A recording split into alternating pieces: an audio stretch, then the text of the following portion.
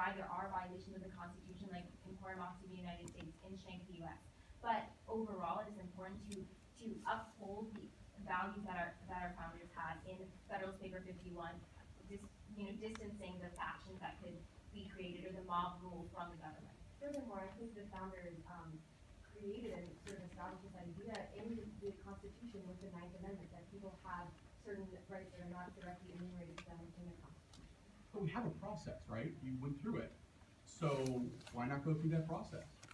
So the reason we don't go through that process with extreme regularity is because the United States Constitution is the highest law in the land, and any change of it has to be agreed upon by a large number of people. That's why it comes back to the. But isn't that the way it was designed? Instead of this unwritten constitution, which doesn't go through the formal process. I mean, aren't you short-circuiting the specific blueprint that was created for how to amend the Constitution? I disagree with the notion of a specific blueprint.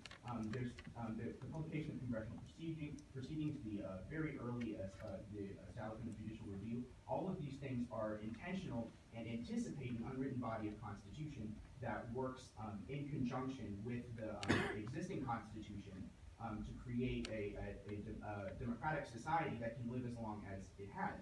We're one of the few nations that has had a constitutional government that has lasted this long. Nations like France have tried constitutions, they've tried to be democratic, and they've had countless constitutions. I mean, why don't we just amend the Constitution to call it for what it is and say this is part of a process? Let's have some other process to amend the Constitution and make it in writing. That's why we have a written Constitution, right? It's important not to make the amendment process much easier because, as we saw with the passage of the 18th Amendment, there are moments where fleeting societal pressures can influence the amendment process to an unhealthy degree, and that's what caused the later 21st Amendment to repeal the 18th Amendment. And additionally, we have legislation that can go through the unwritten constitutional process that can be just as substantial as an amendment.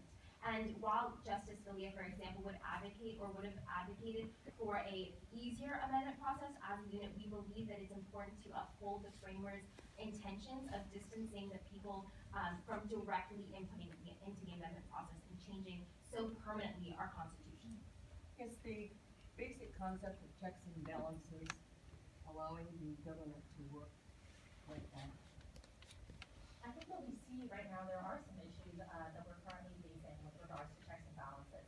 For example, U.S. v. Texas being argued in the Supreme Court right now, arguing the constitutionality of Obama's executive actions. People are wondering whether or not he's overstepping his bounds as the executive and therefore defying checks and balances. This is also seen with the Supreme, or not with the Supreme Court, but the Senate refusing to review Merrick Garland as a current nominee on the Supreme Court. People are wondering whether or not that's a violation of checks and balances because Congress is refusing to act within its own powers. I think we're going to see more and more moments of passion and delusion in a society that is increasingly partisan and increasingly fractured in its ideals. In my opinion, the Senate refusing to even have a hearing on Merrick Garland is a moment of passion and delusion that Jefferson would have considered. The founders and the framers considered appointments to be a relatively non-controversial thing unless there were significant impediments found within the person through the hearing process. It's not the institution of checks and balances that are hindering the process, it's the overstepping of those checks and balances. Thank you very much.